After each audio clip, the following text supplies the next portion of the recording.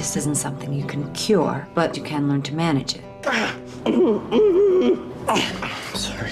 I think it's best for you to have a roommate, not to be alone.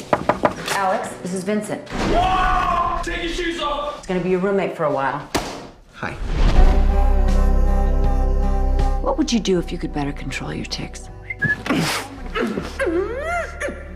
It's never really mattered. Matters now. I'm Marie. I'm supposed to show you around the clinic. Computer room, but the internet blows. TV room, no cable. Game room, but they're all stupid. Done. Well, then you can go. Why don't you eat? Vincent, relax. Relaxing is pretty much the one thing I cannot do. You wanking? If you could go anywhere in the world, where would you go? The ocean. Your son is gone. What do you mean, gone? He stole my car. He and 2 other patients are missing.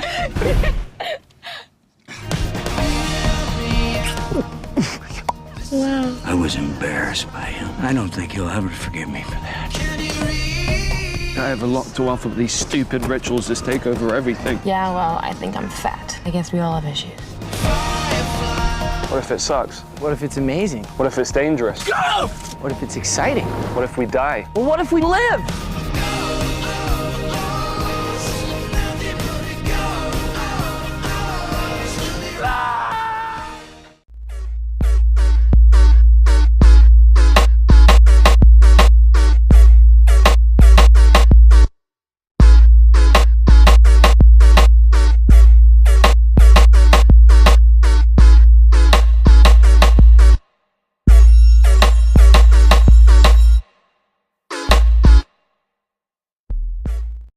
Slash awkward story. It all starts off when I go on holiday every year with my parents, and obviously with my Tourette's that can be quite an issue, as you can probably imagine. And there's me walking through the airport terminal past armed police with their fat off guns, shouting, "Bomb!"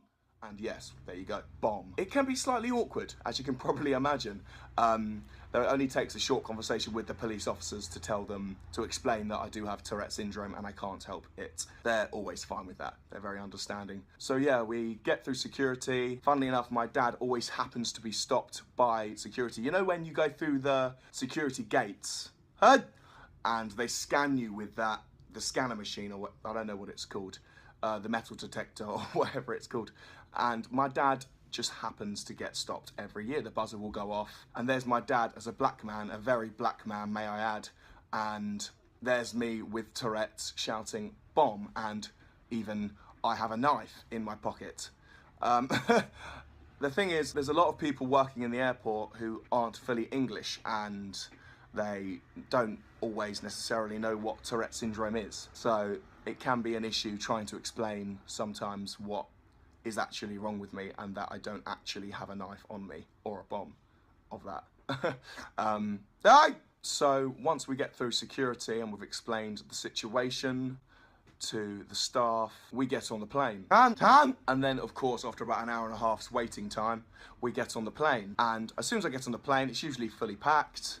I walk on and of course, again, shout bomb. Yeah, so everyone turns around and stares at me. Some people snigger, some people look quite afraid, if I'm honest.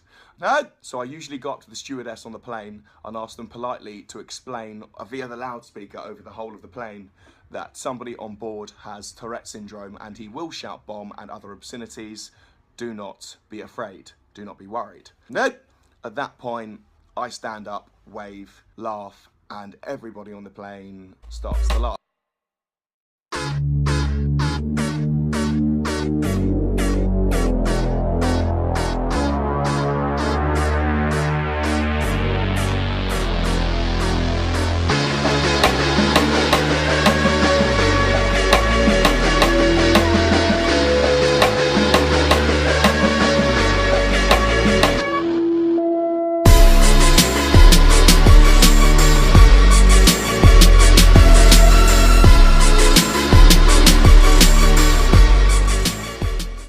Hi, my name is Casper Lee, and this week I wanted to talk to you about something really important to me, but instead of just sitting down and talking to the camera, I thought I'd show you.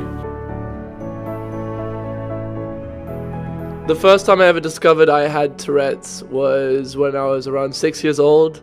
I was watching TV with my sister, and all of a sudden, I just had this sudden urge to make like this snorting noise with my nose. And I know it sounds ridiculous, but I just couldn't continue to concentrate on the TV show or do anything else until I'd made this noise.